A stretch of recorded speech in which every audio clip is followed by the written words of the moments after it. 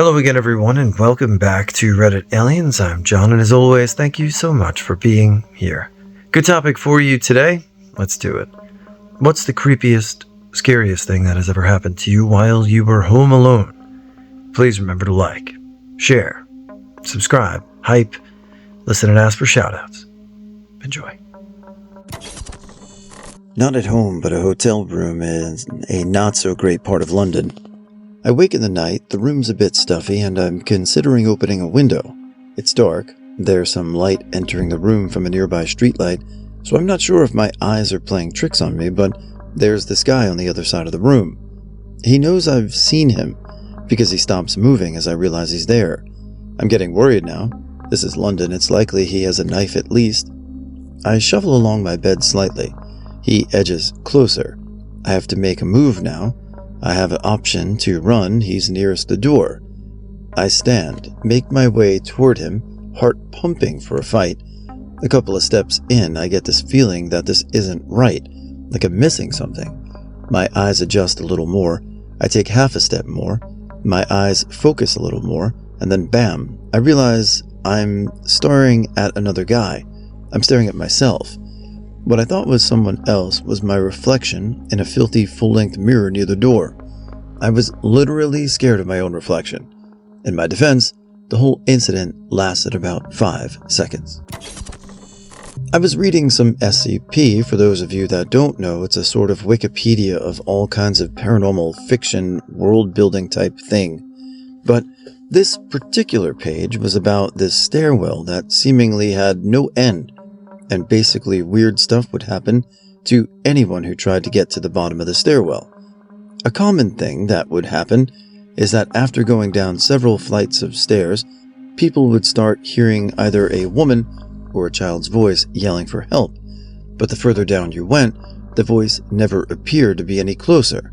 So basically, it would always sound the same distance away, no matter how many stories you ascended. There were some other creepy stuff that happened, but they aren't too important to the story. But basically, I had finished reading the SCP, and I was already pretty scared. Suddenly, I started hearing a woman's voice yelling for help. I assumed it was the webpage playing audio, because sometimes the site includes small things like that. So I closed the webpage, but the voice was still there. So then I panicked, shut down my laptop, but it was there still. Unplugging my speakers did nothing as well. At this point, I was practically shitting myself, so I wandered around my house, but I couldn't find the source of the woman's voice. I finally decided to nope the out and go outside, and finally the voice got a bit louder. After walking across a few yards, I found out what it was. Turns out my neighbor got herself stuck on the roof, and the window shut behind her, so she had no way back. So she was yelling for help. It was January in Minnesota. There was about a foot of snow on the ground, and my parents were out at a bar and my brother was at a friend's house, but would come back later. I was in my living room watching TV and I heard a small knocking coming from the basement. So I walked down to investigate all over the basement to find nothing. Not thinking much of it, I walked back upstairs to the living room to continue watching. About 5 minutes later, I hear a loud crash from the basement and what sounded like a door opening. At this point, I was pretty worried. I started to make my way down the stairs terrified, and as I went down, I thought maybe my brother was home without me knowing, so I called his name. Nothing. I called again and nothing. So I kept slowly moving down the stairs, only to find that there were drawers open in the desks, boxes opened, and a few plastic bins and containers all knocked down and tipped over, but worst of all, my back glass door wide open with footprints leading out the door. I shut it, called my parents, and when they came, my mom called the police while my dad followed them. According to him, they went over the fence and to the road behind my house where they stopped. My guess is he was picked up, but we and the police never found out if it was planned or just a random house they picked to rob. Absolutely terrifying.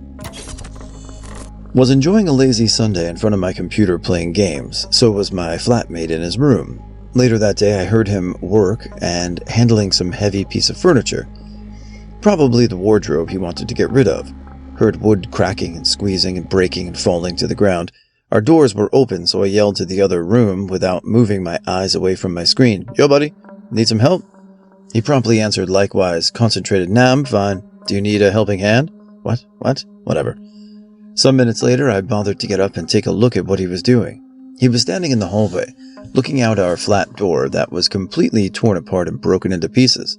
What the f*** did you do to the door? Took us some more minutes until we realized that we'd just lazily ignored a burglar doing his job. Upon closer inspection, we found out that the front door of the building was intact and locked, so was every window and side entrance. We figured the burglar was still hiding in a closet or something. We both shit our pants that moment, grabbed our baseball bats, and broke out in sweat. We were nervously trying to communicate in sign language to each other that trying to call the police might get us killed. Instead, we managed to just act normal and state clearly audible that the burglar most probably fled the building minutes ago, and we're going to have a long shit in the bathroom before leaving to the nearest police department. Door locked, pants down, I was able to call the cops, and 5 minutes later, they stormed the building. No burglar anywhere, but some traces, indicating he entered and exited the building through an old window on the roof. I had recently moved to San Francisco, managed to find a decent 1-bedroom, 1-bathroom in Oakland on my own. Came to the realization that recreational marijuana is not only legal here, but there's delivery. So I get some edibles, and for several months I enjoyed using small doses for better sleep with no issues. Late last year in December, I'd taken my regular small dose and I sat down to watch the RuPaul Drag Christmas special. I hadn't exercised that day, was just sitting in a comfy chair when out of the blue my heart started racing, like dead sprint in the final lap of a marathon kind of racing. I never felt anything like that before. I got up and walked around, I drank some water, I lay down and tried to slow my breathing. It got worse. It got faster and I started to feel lightheaded. I suddenly had this horror that I was having a heart attack or something like that. If I didn't call anyone, I was completely alone. My family is all on the East Coast and I really have some work acquaintances here for so far. No one would know, so I called 911, got picked up in an ambulance. I informed them that I had used some recreational marijuana, and when the ambulance arrived, they all seemed very skeptical. But the minute they checked my pulse, they all suddenly went into overdrive because I was in full-blown tachycardia, apparently. Had to get a drip of something to calm me down on the way to the hospital.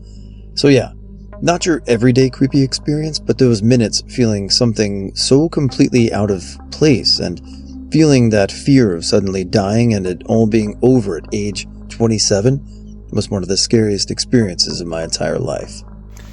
That's why, personally, I never, even to this day, I've never taken any edibles. I wouldn't, not that I really do anything to begin with, but especially those, I feel like, I don't know, I guess I came from a different generation, and, you either, you'd smoke it or whatever, and then you'd know what you're getting. Some of these edibles, you don't know, and yes, it says this milligram or this, but everyone's always like, oh, you want, I'm like, no, thank you. Anyway, that's a rant. Yes, yesterday's video, we had a little error in that the intro was different, which stinks because I was on a ferry by Governor's Island in New York City. So, but all good. Hope you guys have a great weekend and keep enjoying. Plenty more stories to come. I had a dream once that was from two different perspectives. One part of the dream was me lying in bed, and the other was me walking down the hallway toward my room. The part of me that was in bed knew that the other part of me was coming into the room. So I was going to pretend to be asleep, and then when the other me got to my bedside, I was going to turn over and scream to scare the other me. So I flashed back to the other perspective of me walking into the room. I wake myself up lying in bed and touch me lying down self on the shoulder. My perspective instantly changed back to the lying in bed self, and I turned over and screamed. But what happened is I actually woke myself out of the dream screaming. Shit was freaky.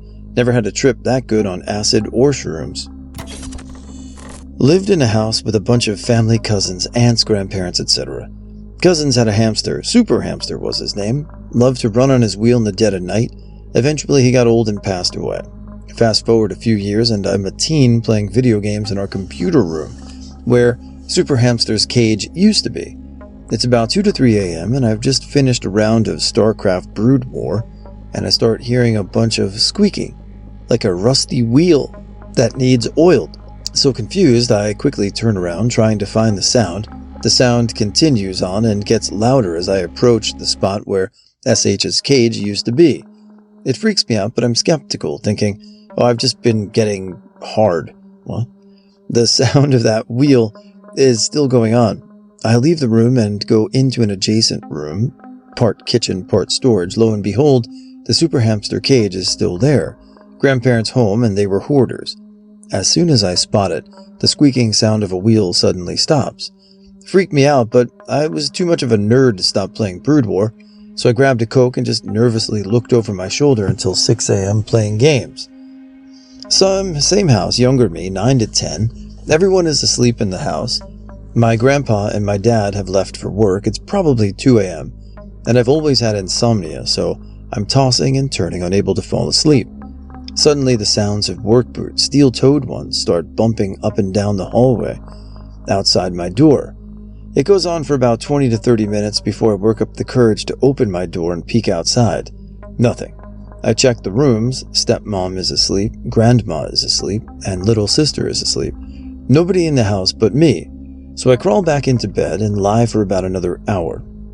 Suddenly, the same work boot thud starts going up and down the hallway, eventually stop at where my doorway would have been, and then my door slightly nudges and the boot sounds stop. The thing that terrified me the most is younger me, 5 years old, different house. I'm with my mom's family, all my stepbrothers and sisters and everything. The parents are playing dominoes and cards. I'm waiting on my dad to show up and pick me up to take me to his house for the summer, but he's running late. It's 9:30 p.m. and finally my mom tells me it's time to go to bed. All the other kids get to stay up, but I need to go to bed because my dad will be there in the morning to pick me up. So she carries me upstairs alone in the dark and places me in her bed. I ask her to stay until I fall asleep because the room spooked me out. It always did. She said she couldn't. The other parents were waiting downstairs, so she leaves and closes the door. It's pitch black. I can't see anything. So I sit there and begin to notice something, a shadow-like form scurrying around the edge of the bed. I instinctively pull the covers to my face and watch this thing move around. It's about the height of a small child. I'm stuck in this spot for what feels like eternity. Eventually, I muster up the courage and run to the door, flinging it open, and ask to come downstairs. I hear, "Go to bed," and then my mom puts me back in that room and closes the door again. This time, the shadowy figure appears to my left side of the bed and just watches me for an even longer period of time. The blankets begin to get heavy and heavier until it feels like they're being pulled off of me. So now my little arms are forcing this now very heavy blanket to stay on top of me to cover me up. The shadowy figure then scurries into the closet and evaporates through the door. And then there's the image that has stuck with me since that night. One of those glowworm babies starts to go off, but it doesn't sing the sweet lullaby. It just starts speaking with words mixed up and in different places and in different non-baby tones. I'm fully freaked out at this point, and with tears in my eyes I run out the door, take a sharp left and almost fall down the stairs. I beg and plead with my mom to stay up, and she isn't having it. Again, she puts me in the room, but this time with a thud, and tells me to go to bed. So I crawl into the bed, and I stare down at the closet, and that toy comes back on, but no voice, just a light.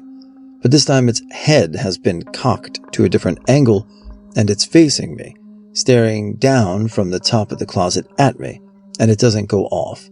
Finally, as I get tired enough to drift off, I hear some thuds. My mom is coming upstairs, and that toy giggles randomly, then shuts off as my mom opens the door. I got chills typing this. I was living with my now ex-girlfriend, and she went to work at 5 a.m. I got up, walked around, and then locked the deadbolt. Since it was my day off, I went back to bed, closing our bedroom door, and lay down face first on the bed. While in the stage between awake and asleep, I hear the front door open. No big deal. Our neighbors were our best friends, and sometimes they would come borrow some ingredients for food. But then I heard the bedroom door open and close and felt someone or something sit on the bed next to me, and pushed me deeper into the bed. I couldn't move, couldn't make a sound, and I was having a panic attack because of it. Then out of nowhere, I was able to move and the bedroom door was closed. I got up in a panic and checked the front door, and also still closed and locked. I called everyone I knew, and no one had been to our place that morning. The apartment always gave me a bad vibe, and we ended up moving not long after. I had just moved into a notoriously haunted neighborhood. It's an old mill town built in the 1900s. Everything still looked like it used to, just older and more run down. The particular place that I moved into was the old church that they converted into apartments. When I moved in, I introduced myself to my neighbors and they told me, "Tell me if you hear any bumps in the night." Overall, I was pretty nervous moving in. I was sleeping one night and got woken up at 3 a.m. by my dog barking in the extra room. My dog never barks. I got up to see what he was barking at, but there was nothing there. So I ignore it and go back to sleep, but not 30 minutes later he wakes me up again, barking and growling. I was so freaked out that I closed that room off, turned on all my lights, and locked myself and my dogs in the bedroom. The next morning I wake up and go to check it out. Turns out there were some kittens living underneath our house. My dog could hear them meowing and scratching about, and that's why he kept barking. I don't believe in ghosts, but that was the closest I've ever been to actually believing. Haven't had a single bump in the night since. I was in 4th grade when my mom decided she could go back to work. She felt that I, her youngest of 4 kids, was old enough to take care of myself for an hour or so before everyone else arrived home. Obviously, I loved it, but let's face it, being home alone can be a little scary no matter what time of day it is. Eventually, I fell into a routine and never thought twice about being a helpless young child in an empty house, until one crisp fall day changed my sense of security forever. Our house was a rectangular single-level home built in the 60s, about 2,500 square feet. The front door is opened into the middle of the house. The other main entrance to the house was at the far left end, where the garage connected to the TV room. We had 2 sliding glass doors on the back side of the house, which remained locked when not in use. The far right side of the home was a long hallway which led to the 4 bedrooms of the house. Once you got to that hallway, there was no other way in or out of the house. I arrived home in the afternoon and set my bag down as I headed to the TV room by the garage. The sliding glass door was wide open. "Mom?" No answer. Was she home? Maybe she left it open on accident. Seeing something was a little off, I shut the door and headed toward the other end of the house and only made it halfway through the kitchen before freezing in my tracks. The second sliding glass door was also wide open. "Mom?" I'm kind of yelling now. I shut the door and head onto the hallway toward the bedrooms. I make it all the way to my bedroom at the end of the hall, and as I grab the doorknob, that something was off in my peripheral. So I looked immediately to my left through the open door of my parents' bedroom. Nobody was there. I stepped inside and saw that the dresser drawers were open and all the clothes had been pulled out. My mind now began putting the pieces together. Someone had been in my house. I ran back through the house and found no track of anyone. Mom came home and called the cops. The burglar's fingerprints were found on a bunch of my mom's card and jars and other drawers and cupboards in the house that he assumed would contain valuables. Nothing seemed to be stolen. The next day, there was an article in the newspaper about a robbery gone wrong. An 18-year-old man had robbed a convenience store about a mile from my home. He shot and killed the clerk. The gun used in the robbery was tracked back to my next-door neighbor's house. Apparently, he had stolen their gun and then broke into our house through a garage window. He opened up the sliding glass doors to provide a swift exit after ransacking my parents' bedroom. Had he been there when I got home, I'm certain he would have shot me, just like he shot the clerk. Worst of all, she was pregnant. When I was around 6 or 7, I had like a music box, but instead of it being a box, it was more like a picture with some childish stuff on it that had a string that you could pull down. And then the music would start. I don't know if it has a name, to be honest. I hardly ever use it.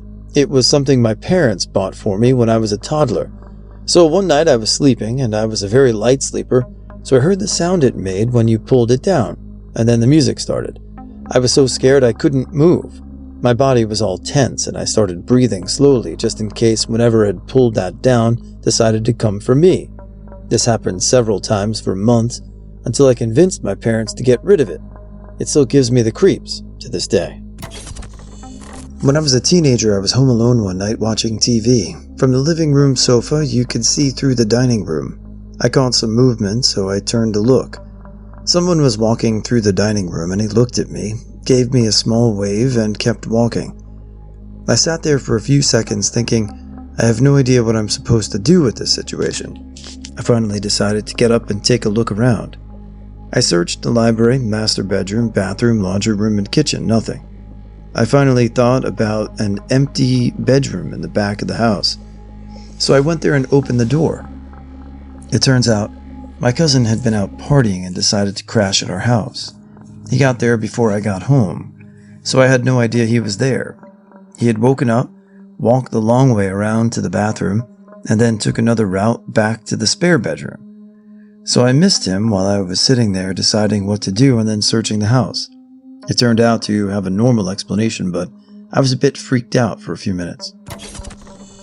When my brother and I were little, 10 and 11ish, maybe younger, we were upstairs watching TV with Mom later than usually allowed. I think it was summer, so there was no school to go to bed for. I think we just wanted to stay up with her and watch movies. Dad was stationed overseas, so it was just the three of us. So it was pretty shocking when we heard a faint dragging sound downstairs. It sounded like someone was trying to slide furniture quietly. My mother turned the TV down and motioned for us in her serious face to be quiet.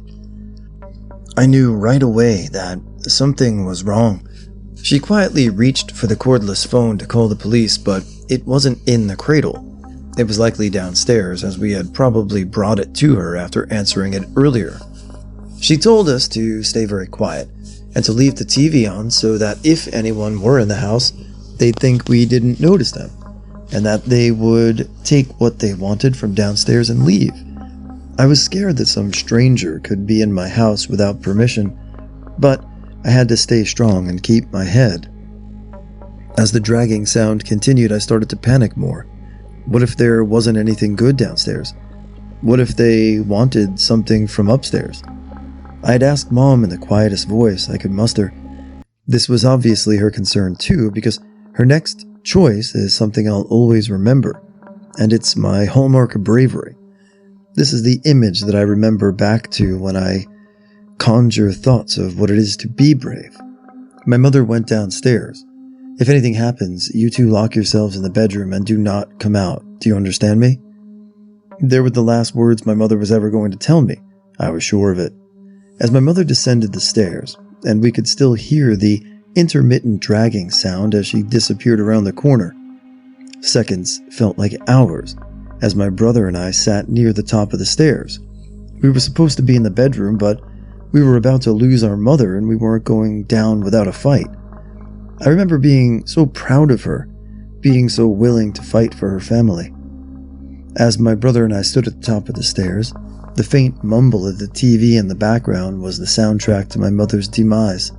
Slowly, around the corner, peeked the ever-growing barrel of a long rifle into view. My brother fainted as his legs turned to jelly. I would have been scared shitless if I hadn't taken a double take at him and burst into laughter. Genuinely the greatest moment of my life had just transpired. In the face of absolute terror, he had dropped like a fucking rock. Connected to the other end of that rifle was my mother, who was shocked and admittedly confused at her youngest son's guffawing laughter. She didn't see him faint.